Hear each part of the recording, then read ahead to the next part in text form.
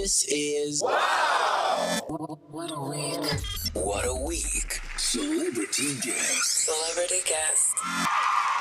Our celebrity guest is in the building in all of her glory. We'd like to describe our guest in a few ways since she's played a range of roles in different productions.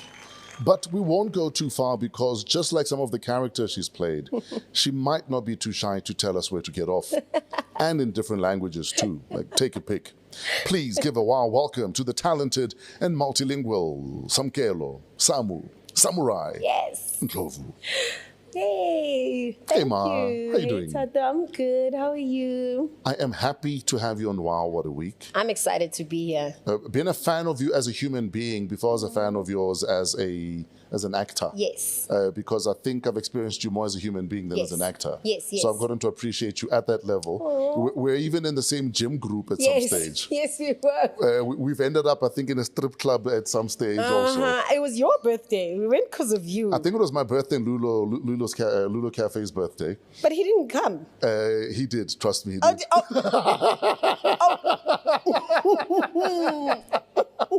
So like I said, I've been a fan of the person. So I'm glad the actress is here. Thank you. It's so lovely to be here. Thanks for having me. What is it about this week of yours that you've thought, wow, what a week? So this week's been quite crazy, specifically because I have 2 productions coming out. So you're busy. I am busy. This is my first year back after my 2-year hiatus from anything creative, really. Yes. So you just created a human being, but in I did, and I needed to nurture that and give myself a moment. So the one show is called Reka. It's on Mnet. It's our Emmy-nominated. Crime thriller. So it's Reka 2, this one? Reka 2, correct. Yes, okay. Reka season 2. So the first season was nominated. And they've already began their rollout, their marketing rollout and their social media stuff. So everything's fine. I'm on my page. I'm posting. News is already out. Posters are out. Trailers are out. And the next thing, somebody leaks on Twitter that I've joined the cast of another show. And now the people at Showmax are like, what? Yes. And they had to kind of bring forward what they had planned for probably 2 weeks ahead. Shame, man. So now they are like running around like headless chickens, so am I.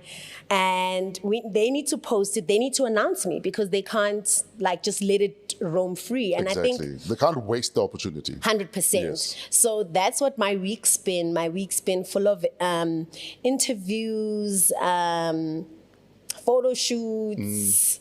My page has so much traffic right now. And yeah, that's basically what's been happening this week for me. You took a 2-year hiatus. Tell us about that because it was intentional.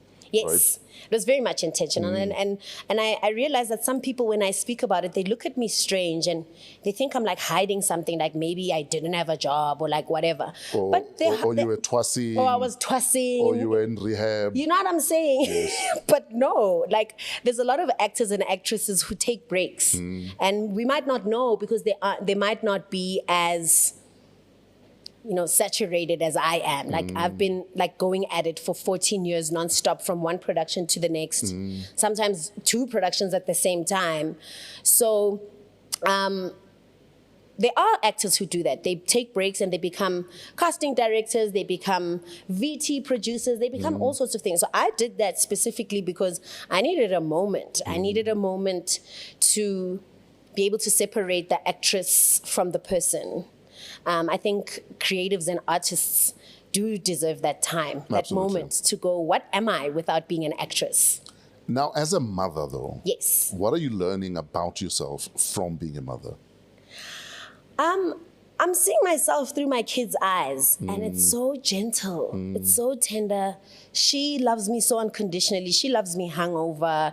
She loves me tired. She loves me stressed. She loves me happy. What I'm learning about myself is that I'm a whole person, and that I'm a human, and that I can make mistakes. And sometimes I might feel like I'm winging it. But I wing it with faith. And with good intentions. With good intentions. Sometimes people think winging it is you saying I'm an irresponsible parent. Yeah. You're just saying, listen, You're saying, I don't fucking know how to do this. And there are a million books, but none of them are the Bible. 100%, because this kid hasn't been written about in any book. So exactly. I've got this kid. So how do I raise this specific kid? Sure. Yeah. But you were raised in Alex. Yes. Alexandra. Tell us about growing up in Alex. So I was born and raised in Alex. I think I left when I was around 6 to go stay in the burbs with my mom. And my mom had just gotten married to my stepdad at the time. Yes. I inherited new sisters, which was pretty cool. But Alex has always been a part of me. I was there every weekend. I was there every school holidays. My church was there. My friends were there. Sure, I had friends at school. Sure, I had friends in the burbs. Yeah. But the cultural relevance just kind of wasn't there. Like I had a Chinese neighbor who was also my friend, and we used to walk our dogs together, and I had, you know what I'm saying? But Alex really, really did something great for me as an artist, as a creative, as an actress. Because I know all these languages now, and I know all these types of people, I know all types of archetypes. I can draw from so much. Yes. Yeah. And for instance, had you not been going to Alex every weekend or going to church in Alex every weekend, your worldview would have been just... Yes, it would have been... Sanson.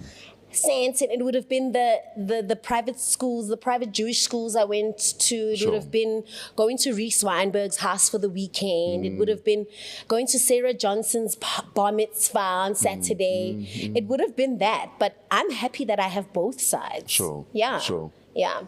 So mom is dating, getting married. Yes. What conversation does she have with 6-year-old you? Nothing. I don't remember a conversation. I really don't. You just remember a big house out of nowhere. Fitting some dress. Yeah. And I remember that there was just commotion, and then there was a cow being slaughtered.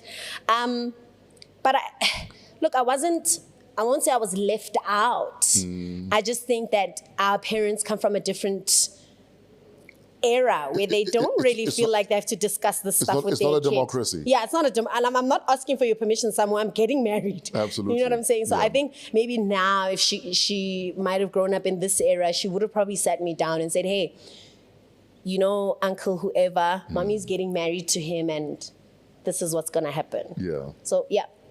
Now, blending a family, obviously you're a child at the time, but what are some of your takeaways from that blend? And is there anything you do differently? That's an interesting question. I mean, I already had 2 sisters, and I was the last born already. And then when I inherited 2 more sisters, I was still the last born. Sure. I can't say. This is something I'd have to really, think about. All I can say is that there was a lot of estrogen. In the house. Your poor dad. There was a lot of estrogen in the house.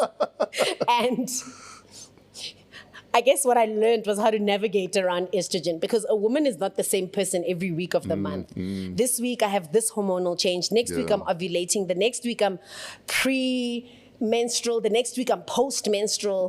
So I'm not the same person. So I think it just taught me how to be graceful about people and just calm the fuck down. Now, in a setup like that, who speaks to you about the birds and the bees, about boys, about how to conduct yourself when you're out there? Funny enough, it was my gran. Yeah. Funny enough, it was my gran. Gran is always ready, eh? Who was still in Alex, yeah. I remember her sweeping my boobs. I don't know if you know about that ritual. Yes. Where when a young girl's boobs start to grow, they get nervous, like, oh shit, she's gonna get sexualized soon and being made a sexual object by men and being catcalled at.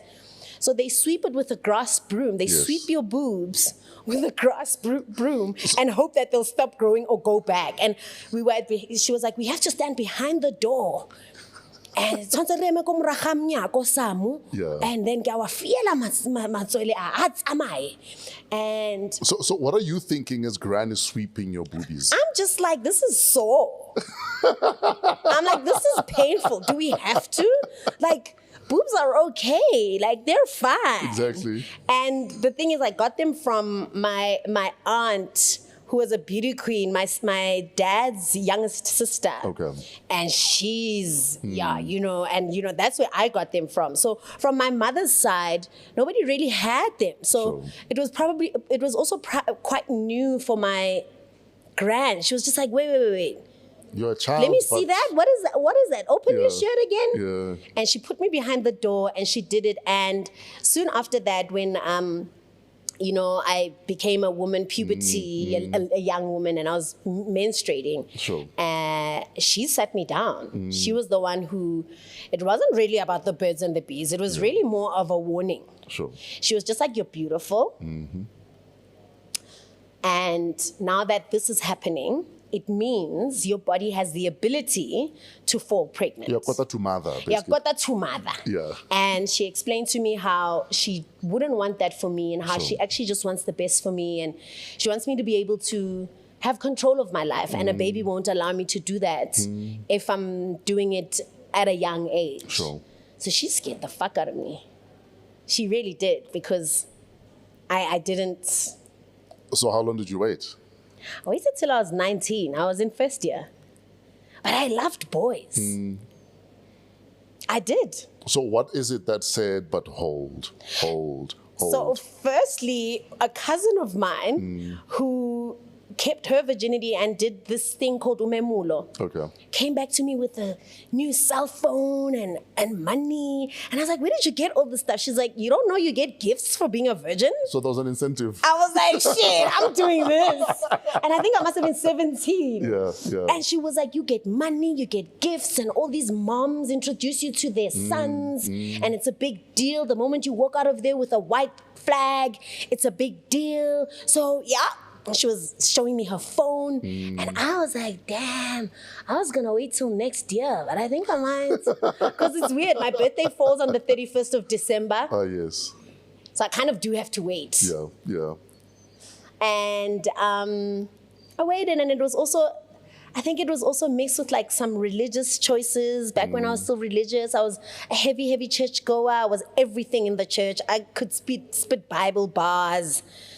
I was a Sunday school teacher. It's very funny. Sometimes my friends are like, you've told us this and we still don't believe you. And the one day in Melville at Sixers, a young man came to me, very smartly dressed, and he came holding his lady's hand, and he said, hi, Samkelo, and I thought it was a fan. So I slapped on a smile, and I said, hi, how are you? I'm good. He said, you were my Sunday school teacher. Jeez. And my friends were like, no fucking way. So I think one of the reasons was the religious thing. Another thing was also because I'm scared. My gran scared me. Sure. And I was also friends with guys. A lot of my friends were guys at school. I had one female best friend and everybody else was guys. And I used to hear them say stuff about girls. They used to like make each other smell each other's fingers. You just took me back to boarding school. Y'all are something else. I'm telling you, y'all are something else. So when I would see them do that stuff, I'd be like, oh, so this is how guys are going to speak about me. Exactly. Not a chance. Exactly. If I'm ever going to do it, it's not going to be with any of you guys. Yeah. It's going to be with some dude from like, I don't know where. But you guys will never know. And it's cool because they protected me a lot. Sure. And it was a safe space to be in. So... yeah. What conversations are you going to have with your daughter about boys, about the birds and the bees, about life? I mean, we're living, I'd like to believe, in near end yes. of days Yes, and times. yes. You know Yeah, what we I mean? are within Babylon. And you know, we've brought our kids into a world that's very cruel, unforgiving, very depraved. Yes. What conversations are you going to have with your baba? I'm going to tell her the truth that a little black girl is the most underprotected and over-sexualized person in the world. And invisible at the same time. And invisible Go at the figure. same time, 100%. So I remember when I grew boobs, I must have been 12 or 13. Sure. I was instantly sexualized and I was a child. I didn't know what the fuck was going on. Yeah. Do you know what I mean? So I'm going to be honest with her and be like, this is what happens. Boys, when they reach this age, they grow a predatory thing, like a hunting thing. And they're going to want to hunt you. And a lot of the time, it's a trophy. And I don't care how much he tells you he loves you. He might. But if he loves you, he'll wait. Absolutely. And if you love yourself enough too, you'll wait. I'm not saying wait as long as mom did, but you should.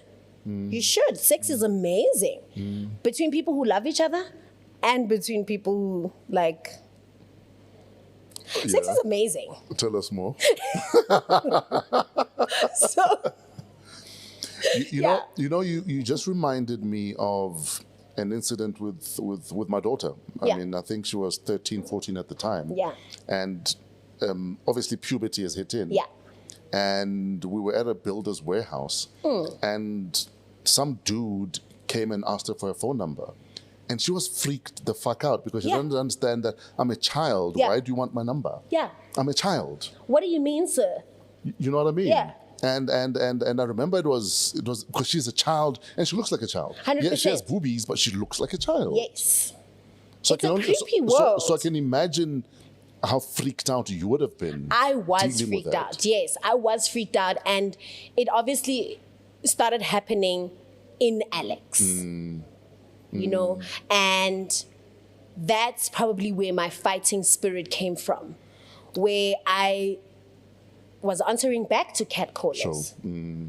And swear, I was saying to one of your assistants earlier who came to fetch me from outside. I was like, oh my God, this dress decided not to fit me today. I don't know if my ass got fatter, but thank the Lord, because fat asses are closer to God. But so my one button here at the bottom, I'm afraid of doing it because It's gonna pop. it might pop, you know? So I'm walking and I have my bag over here. And some creep, obviously, we are labeling him as a creep. He's like, Oh, wow. hello, Sisi. Unjani, Dali? In my head, I'm like, I know for a fact you have a wife at home. I know for a fact I'm not that much younger or older than your oldest kid. Like, okay, and then what happens when I say hi back? What do we do now? Do you ask for my number? What happens if I give it to you, sir? And then what? You know? So I think my fighting spirit came from, and I swore at him. That's your assistant. Your assistant. So Alex came out. Alex came out. Yeah. So your assistant was at the door and he literally arrived at me going, "Futzak." You know? I was like, "Futzak." And it's not necessary. Like, I don't like to vibrate at that frequency. Sure, I don't like to sure. attract stuff like that. I don't like to be in stuff like that. But get a flashback, man. You're 12, you're running down the street. You know, you're trying to go look for your friends. You're trying to play, man. You're a child. And some guy he's already given you a pet name. He doesn't even know your name. He's already given you a pet name, sweetie. Munjani, sweetie. Already a fair game. Already I'm fair game. So after a little bit, I realized, oh, no one's protecting me. No one is saying to these guys, hey, stop it, she's 12. Sure. Because then there was that disgusting thing where people started saying after 12 is lunch. Sure. And I want to find the person who came up with that shit and ask him if he's got sisters or if he's got daughters Who are 12? who are 12. You know? And so, it's yucky. So it's going to be a long conversation. It's gonna be a long conversation with Zuri. We might have to do it over the course of the weekend. Yes. Like the first part on Friday, Saturday, and Sunday. Just for her to go sleep on some things and come back with questions. Why did you go with the Swahili name for Zuri? I wanted something Beautiful. African and beautiful. Yeah, I mean, it does mean beautiful. Nice one. I see what you did there. I wanted something like ancient, Sure. like old African language. Like where we're from. Where we're from, you know, it Yes. is one of our oldest languages. Yes. It's not the oldest, but it is one of our oldest. And I wanted something that You know, because I travel a lot, and you realize you're more African once you leave the continent. Oh, yes. You know what I'm trying to say, right? You know what I'm talking about. Because when we're here, we all see each other. It's like, oh, we're in Africa. It's okay. But once you get to Italy, they're like, where are you from? And you're like, South Africa. They're like, what? And you're like, yes. And then you almost live it out. Sure. You know what I mean? You go, my name is Samkelo Ndlovu. And they go, Bella. But over here, when you're speaking to Carl, you're like, it's Samkelo. Samkelo. Yeah. Yeah, but so I wanted that. She must be a queen before she's even one. I like you. Okay. You're a faves. Tell her Uncle Fresh I will DJ at all her milestones. I will. It would be so funny if you actually did. No, let's do it. Did you see Will Ferrell? Yeah. The Oh, at the comedic son's actor? frat party. At the son's frat party? Yeah. That was hilarious. That was dope. It was. So then you decide, I want to be an actor. I think acting chose me. Okay, But so, yes. so acting was like, we've seen her and Alex telling people where to fuck off. We need her on stage. So acting was like, woza. When did the bug reach a point of this can only be a career and nothing else? Because a lot of these things we do in high school. Yeah. But it's just a sketch. Yeah. Or watala. Yeah. For instance, a couple of years ago, I was playing at an under 18s party. And a friend of mine from boarding school was dropping off his under 18 child at this party. That's so cool. That was DJing at. And I remember he comes up to me and is like, you know, when my daughter said she wants to come to this party, you're DJing there. She was very excited. And she was excited because she knows we went to school together. Yeah. And, you know, what blew his mind is the fact that they thought I was just kidding. It's just a passing phase. And I was like, guys, I was serious about this when I was 13. Yeah. So for me, it was not a hobby. Joke, yeah. It wasn't a joke. It wasn't a was side hustle. It was, I love this so much. I want to do it for the rest of my life. So he was just blown away by the fact that I made him dance when he was his daughter's age. And now she is dancing. My fan. Yes. And coming to gigs I'm doing. You know what I mean? That is so full circle. So for you, when was that moment where you were like, this is all I want to do? That's a good question because it's all been so mushed up. I've always been a storyteller. Sure. I don't know if you know a game called Maskitlana. Tell us about it. It's that game you play in the hood with stones. Sure. And you draw little houses. Okay. And you put the stones in different houses, and the stones are people and they have characters and they interact. Okay. And you're just like, go. Oh, thanks, Hado. That game. Sure. Kids used to wait for me to come like to my grand's house on a Friday. They'd wait on my grand's stupu Okay. to be like, Samu, kia matlapa. Let's play. Wanting stories from me. And I thought nothing of it in the beginning. Yeah. And then I saw Sarafina for the first time. Sure. So for all my life, I'm seeing Brooke Logan and Taylor and all these white women who aren't even in South Africa who are doing this acting thing. And I'm just like, You can't relate. okay. Sarafina comes out. Sure. And I'm like, no ways. Black kids? And they're in the township? No ways. I want to do this. Wearing a gym dress. Right? I can relate. Right? No, I couldn't. I went to private school. Oh, sorry, you went to private school. My bad. I don't know that gym The gym dress. I wore a tunic. And it wasn't blue, it was teal. Excuse us. And a blazer. a blazer, sir. With colors, full colors. Yeah, I did have half colors. Half colors? Yes. Okay. Re-award twice. And then I was like, okay, so this is a thing. This is a thing. And a friend of mine who I grew up with, who's actually also an actress today, Unom Sabutelezi. Sure. You know her, man, on Lockdown. She played Slender with the invisible baby. Oh yes. And yes. she had the half face twitch. Killed it. She was also on My Perfect Wedding. In fact, her character was actually borderline disturbing. Yes. Especially the way she killed it. Yes, I remember calling her being like Mngani. Yeah. Were you acting there? Are you okay? Are you okay, Ramaphosa? you know. And she's also quite and what's crazy is that she's actually a comedic actress. I know her as a comedic actress. Anyway, so Nomsa used to be our director, and we would put on plays. And kids from everywhere in Alex would pay 50 cents to come watch it. Oh, wow. And we would memorize lines, and we would do all that stuff, and it still didn't click to me. Yeah. I just wanted to be a singer. And I went to school. I went to primary school, only did sports. And, you know, the cultural stuff in these predominantly white schools, especially Jewish schools, I went to a Jewish school, aren't so culturally relevant to me. Like, they want to do Grease. And obviously, you're not going to cast me as the lead. Absolutely. And even if you're doing Alice in Wonderland, you're going to cast me as Tin Woman. In fact, if they cast you in Greece, you'll probably be working in the canteen, dishing food out. Do you understand? Yeah. So it was never there at school. And then in high school, there was a thing called major production. You were at Sandringham High, right? I was at Sandringham High, yes. Years after Trevor left. Yes. Name drop. So, there was major production. Miss Joffe would never cast me. In fact, she would constantly tell me, Ndlovu, stick to swimming. Because I swam for the school and I ran for the school as well. And she'd be like, Ndlovu, stick to swimming.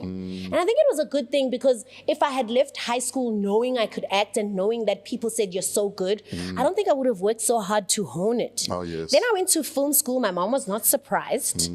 Went to AFDA, studied directing and writing, because in my head, I was going to be a famous singer and a director. Ah, yes. I thought that was the storytelling side of me.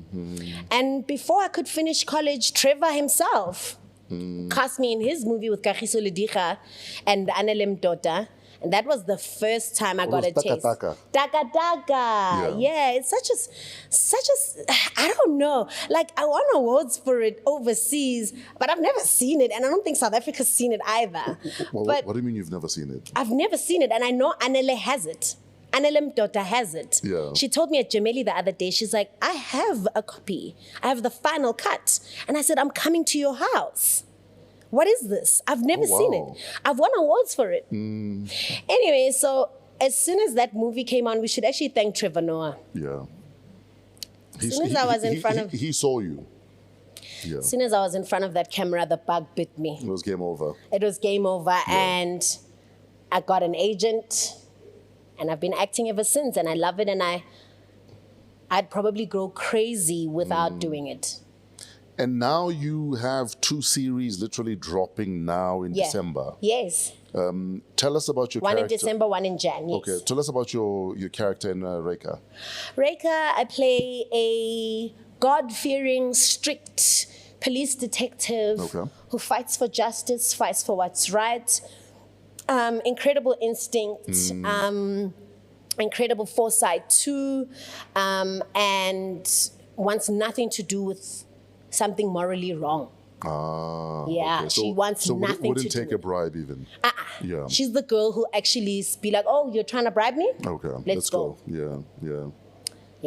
And is she Afrikaans? Is she black? No, she's not Afrikaans. And what's crazy is that a lot of people think that Reka is an Afrikaans show, and I think it's because it's named after a mixed race girl who was given an Afrikaans name. Yes. But it's not. We're speaking English. I don't think there's anyone even speaking Afrikaans. Reka speaks English the whole time. But there's a dope cast though. Oh, there's a dope cast. It's Kim Engelbrecht. Yeah. You guys must remember her on Isidingo. She played Lolly. And then she went international. Yes, she did. And then we lost her to the world. Yes. Yeah. Gerald Stein, Siloma Kekanube. I never got to play with him though. Ian Glenn. Wow. Big name. I think he's an Academy Award winner. He's a guy from Game of Thrones and Tomb Raider and a lot of other stuff actually. Nokuthula Ledwaba. She played CD on Rhythm City and also, I can't remember her name on The River, but she killed that character too. It's a beautiful cast. Serena Cullen, who produced it, is also so amazing. Sure. She was on set the whole time, and she was so encouraging to me. Now, you've been out of the game for 2 years. Yes. A Reika comes along. Yes. Do you have to go in an audition? Do you send in a self-tape? Or do they say, we want Samkelo? You know, with the Reika thing, it actually happened by chance. I happened to be in the area Okay. where they were doing the castings, and apparently they had been looking for Ayanda, who's my character, Sure. for a long time, and he saw me and one of the casting directors, and I was trying to greet and pass by, and he went, Samkelo, Samkelo. It's like when you've forgotten song lyrics and then they come to you. Yes. Yeah. Also because my agent had sent a brief out to say she's not available for the next year because she wouldn't accept 2. Yeah, and I was like, and then when the first year ended, I said, I still need more time. She said, Samu, blah, blah, blah. And I said, no one's going to forget me. It's fine. And they put me on tape because things don't work like they used to before. Sure. Before, somebody could just headhunt you, and then they send you a contract and you have the job. Oh, yeah, now channel want to see you. Yeah, now they have to put you on tape. Client needs to see you. Chemistry test. Chemistry read. You know what I mean? DNA sample. Jeez, it's become a lot of work. I don't know about that. It's coming. I don't know. It better not. I'm going to switch to your profession. Teach me how to DJ, okay? At the rate things are going, everyone's going to be a I'm DJ. telling you. Ne? Is there something you're not telling us, Fresh? Yes, that majority of them will fall off eventually. So the game will always purify itself. Sana, and that's all? And likewise with your industry, where some people are just fly-by-nights. They come in because they might have 1 million followers on Instagram. Hey, Tate Jerry said it. But eventually, it's like Mother Earth. When she decides that she's going to cleanse herself with a young shake. Analogy. You know what I mean? So industries also do that. Where people are they're spat out. Yes. Just slowly. I ain't one of those, though. So it will remain pure. Tell us about Minky. Who's Minky? Because Minky is going to break the internet. Oh, my God. I'm exhausted just thinking about. Minky is the quintessential Kasi girl. Okay. Bare ke banyana ba o ema defense ka di gown. With a towel and calamine lotion. Yeah, she's screaming at the person walking past. Ontlale magwenya. She's that girl. Okay. She's loud. She's vulgar. She's toxic and jealous. Okay. She believes in violence. Okay. Physical violence. She's I would say she's selfish, but on the flip side, she's actually so loving and caring. She's just so loving and caring and nurturing. Just don't fuck with her. Often those people, given a chance, will love you and care for you. Yes, a lot. And often, they might smother you. And often those very same people actually also just need a bit of TLC. 100%. Just give them TLC and they'll reciprocate 100-fold. I like to call her a girl interrupted. Ah, yes. She's very much interrupted by her environment. I believe that if Minky had ever left her environment and gone to Sandringham High or something. No shade, Sandringham, okay? So Minky is the character you play in Adulting Season 2. Correct. And because it's in Adulting, obviously there'll be a lot of adult content in there. Yes, Fresh. How difficult is it deciding that, okay, I'll do this? And you have people that you consult before you take such big roles or roles that might... It's my body. Who am I going to consult? Maybe there's someone you talk to. Maybe you talk to the church elder. Maybe you have a friend you bounce off. Maybe your agent will say, do you really want your bum showing on camera right now? Yeah, I do want you to see my bum, though. Okay. I will see your bum. Kidding. Kidding. You won't see my bum. But, actually, you will. No, we will see your bum. Yeah, you will. Fuck. I didn't have to consult anyone. It took me about 2 or 3 days. So you thought about it? Of course. Okay. No, more than anything, it wasn't even that I took the time out to think about. I was thinking of the archetype herself. Sometimes when you get a role, you instantly fall in love with it off the page. and you already have ideas of how you're going to play it out. Sure. You already have ideas of how you're going to translate her out. And with Minky, it was quite difficult because she's such a complicated little person. She's 24, I'm 33. You still look 20, so don't stress. Thank you. I had a lot of choices to make before, because I mean, when I got it, I was like, they want me to play this? This is the girl they want me to play? Because I saw other briefs. And I was like, don't they want me to play this girl, this classy girl who's like drinking champagne? And they were like, no, this is the girl we want you to play. And she scares me. I don't want to lie. Like so with Minky, I chew a lot of gum. I don't want to give too much away. I chew a lot of gum. And there was a point during shoot where I couldn't chew gum off set. I have a friend who understands this stuff, this thespian stuff, and knows that like sometimes characters will follow you home. And there was the one time we were in a club and I was chewing gum and he said, yeah. You're chewing like Minky. Bring. Yeah, he said, bring. So basically you're not chewing no water. Yeah, he looked at me and I was like, and he was like, bring. And he was like, out.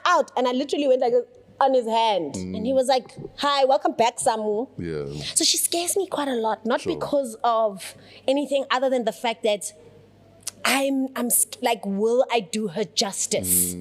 Because she's a girl we've all met. Sure. She's a girl we all know from Ekas.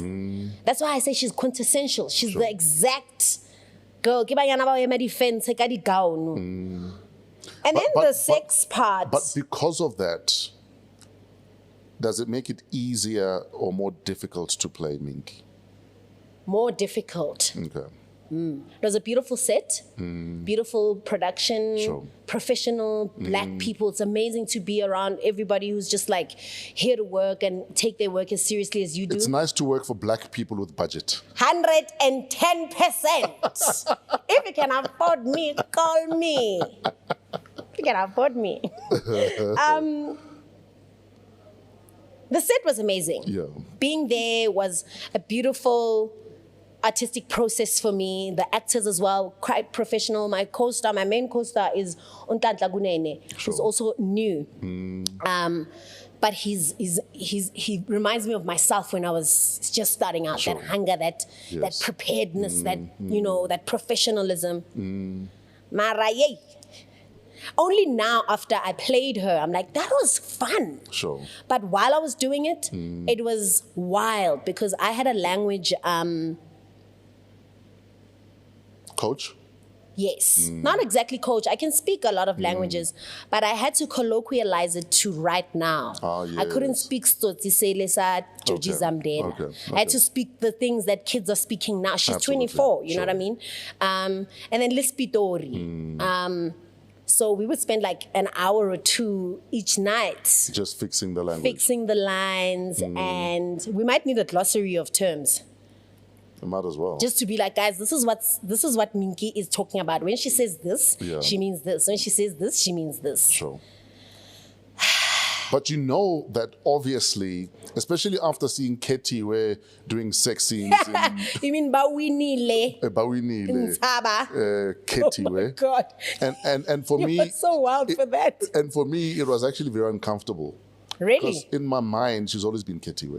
So and you want to respect her. You don't want to see her in that way. So to see her been given head from a guy who's upside down. From a guy who's wearing like a bodysuit. Like I don't want to think of that image. And I was like, Ketty has sex? So that's the first thing that came to mind. You know what I mean? Is it the same with me? It can't be because we've been to strip clubs together. We've been to strip clubs together. So, well, not that it proves anything. I mean, you could have gone to a strip club and you're celibate for 30 years. Yeah, but why was I having so much fun? Because that was your outlet. I see. Exactly. Smart. I should hire you as my I'm ready. spin doctor. I'm ready for you. Anyway, so there's a saying that, especially with intimate scenes, that the minute you feel anything, then you've broken character. Is that true? that if you're in character, you'll never feel the scene as Samkelo. No, that's impossible. Because then you're pretending. You're not. Yeah. I believe acting is behaving truthfully under made-up circumstances. Okay. So after a scene like that, tell us more, because that's what you're saying then. I walked straight into this one. Yes. So now, before when I started, there were none of these things called intimacy coaches. Oh, yes. You left it to chance. Yeah, we would. And you hoped you'd be respected. And if your co-star grabs your butt, it's you who has to tell him afterwards, "Good, please don't do that." Exactly. If you're even like strong-willed enough, some girls kind of like, they're just like, "Oh, fuck. Am I gonna do it in front of all these men who are cameras and thingies? What am I gonna do?"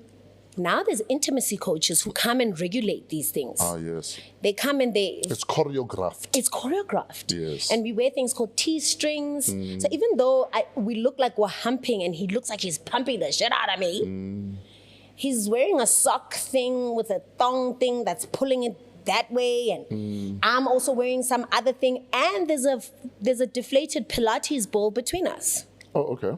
Yeah, so what is he gonna feel unless he has a thing for Pilates balls? So basically he's humping a Pilates ball. 100%. Jeez. And it's the thing that helps us kind of bounce off and make it look like Netflix and chill. Yeah. Kantele jabolo. I know, because at the end, like when people ask me, "So are you guys really having sex?" I'm like, "Yeah, vele ngipon star manje." Like, what the fuck? What do you mean? Yeah. So these things are choreographed. I did. I'm not gonna lie. Yeah. When I got home that night, and I think it was like my 10th day being Minky. Sure. I had already not settled into the performance choices I made already. So I hadn't really looked back to go, yo. What have I? Yes, this girl is a fire. She's a lot. I went home on that day after the intimacy scenes, after shooting with Ntlandla, who was so professional. He never ever made you feel uncomfortable. No, and these intimacy coaches are really, really good. Hey, we are able to identify each other's green areas and red areas. Okay. So I can't touch Ntlandla where he says it's red. Sure. He can't touch me where I say it's red. And there's a rider. She'll be like, okay, boobs, yes, sure, you can see boobs. Ass, yes. Your back, yes. Your thighs, yes. Doggy, yes. Blah, blah, blah. Lady So the on top, doggy ki Pilates ball. Yeah. And it's funny because it kept falling. Imagine Sporty watches like, It keeps falling. Yeah, it kept falling. So then in the one take, we were just like, yo, because if we have to keep doing this again because this ball falls, I said to Ntlandla, if yawa, just carry on. We need this take. We need to like finish though. We need to finish. I'm sure Ntlandla is like, maybe I should drop the ball. I know, I would. Hey, man. I was just like, dog, we need to finish this because it's a closed set. Sure. It's not uncomfortable, but we want to finish. Exactly. Like, we can't keep doing this take because of this damn ball. So if it falls, and Ntlandla, just carry on. And he looked at me and he said, are you sure? And I said, yes. And it fell, as we predicted. And he just carried on. I felt nothing because that T-string has like a thick sponge. So it's like a G-string with no hands. Okay. Or handles. Sure. And then he's wearing the same thing. There's this sock thing that, you know, like your tracksuit pants, how you pull them. So he pulls his thing and then it goes backwards. It's like when like trans guys tuck. Yes. Trans women, sorry. Yeah. Trans women tuck. And then on top of that, there's still that spongy thing. Sure. So as feeling next, to tell you the truth, as next, if anybody feels anything, sure. How are you even thinking of anything else? Moves. This thing is choreographed. And you have there's to a look, camera here. Yes. And you have to look like you're enjoying it. Sure. You still have to look like you're enjoying it. It's work. Give me a fighting scene anytime, rather. I did so many of those on Reika. I did so many of those on Reika, running, shooting. I even went to the gun range before to like practice. That was actually my next question and my last question. Yeah. Which character would you say throughout your career has given you the most life skills that you as Samkelo can now walk away and say, this is what I've learned from this character? Wow. I'll say Lirato, the girl that I played on Rhythm City. Yes. Just her trajectory from how she came in. She came in as a sexy siren. Sure. Left the show as the show's villain. Sure. Going against the big dogs, the David Gennaros, rest in peace, Jamie. But that girl taught me, even though she was a lying, cheating, manipulating bitch, a killer, she taught me about leverage. Sure. She taught me about leverage and how to not always show your cards, not to always put your cards on the table. Rather let them underestimate you. Yes. Rather let them underestimate you and be the one who laughs last. Absolutely. So she taught me that, and as an adult, it comes in very handy because there's some shaky people out there. It's edgy. We're about to see on our screens for probably the next 3 months now. Yeah. Are you working on anything else already? I am, but I'm not allowed to talk about it we yet. Can continue watching. I'm not allowed to talk about it yet. I'm still under NDA. What kind of character is it, roughly? It's also different to these two. So you're pushing yourself, you're stretching yourself. I am, and the conversation has to be ranged. And that's what we love to see. Yeah. The fact that you're not typecast, you're not always playing this demure, someone save me kind of woman. No, and you know, I like those characters. I'm just always drawn to characters, or rather stories and characters about people who are looking inward. Sure. I'm always drawn to that. Show me that character, and I will find a way to translate her. Where do we find you on social media, Samu? You can find me on Instagram at Samkelo Ndlovu. There's a blue tick. You can find me on TikTok, official Samkelo Ndlovu. There's a blue tick. And then on Facebook, it's Samkelo Samurai Ndlovu. That's my page because my profile is full or something like that. I don't know. But my profile is just Samkelo Ndlovu. And then the page is there. There's a blue tick there. So in case you find other Samkelo Ndlovus, look for the blue tick. And then I'm not on Twitter because child. And then I'm on Threads. I think it's the same handle at Samkelo Ndlovu because I think it links to. It's linked to your. Yeah. IG, So it is Samkelo Ndlovu. Yeah. Sure. Yeah. So that's it. And not Samukelo Ndlovu. Samkelo. Samkelo Ndlovu. Samu, thank you so much for hanging out with us. Thank you, Tato. You are incredible. You are a samurai. You're a warrior. You've stood the test of the time that you've done already. I think you've been memorable all the time. You've always made sure you hit the ball out the park, and may you continue to do that. Thank you. We're looking forward to every single character that you're going to play because we know it won't be the same as the previous one. No, it won't. And that's what I appreciate. I make sure. Thank you. Thank you so much for speaking so much life into me. Reika and Adulting 2 is where you can find this incredible thespian. And there's a third one she's working on, but she can't tell us much about it yet. Can't. But we will tell you about it as soon as the Nda expires. So many people recently observed the International Day of Solidarity with Palestine, an event which has taken on a darker significance in recent weeks. If you observe it, some say it makes you anti-Semitic. If you oppose it, others will say it makes you an anti-Muslim or that you condone the killing of thousands of children. Your choice should be to learn more about both or all sides of conflict so that you can decide and make up your own mind without being guilt-tripped or bullied. It is in that spirit of open-mindedness and balance and learning that we wish you all a wow week ahead. Live from AM Studios, we're part of the Africa Podcast Network. Shout out Pezulu Works for the cinematography, our audio imaging specialist, Otis Flo Fraser, and our guest today, actress, mother, thespian, incredible woman, Samkelo Ndlovu, creative producer Kuvesh Mohan, and show producer Keletso Mudisa King. Email us at waw@africapodcastnetwork.com. Till next week, Have a great week in spite of yourselves, and we'll see you on O Ship this weekend.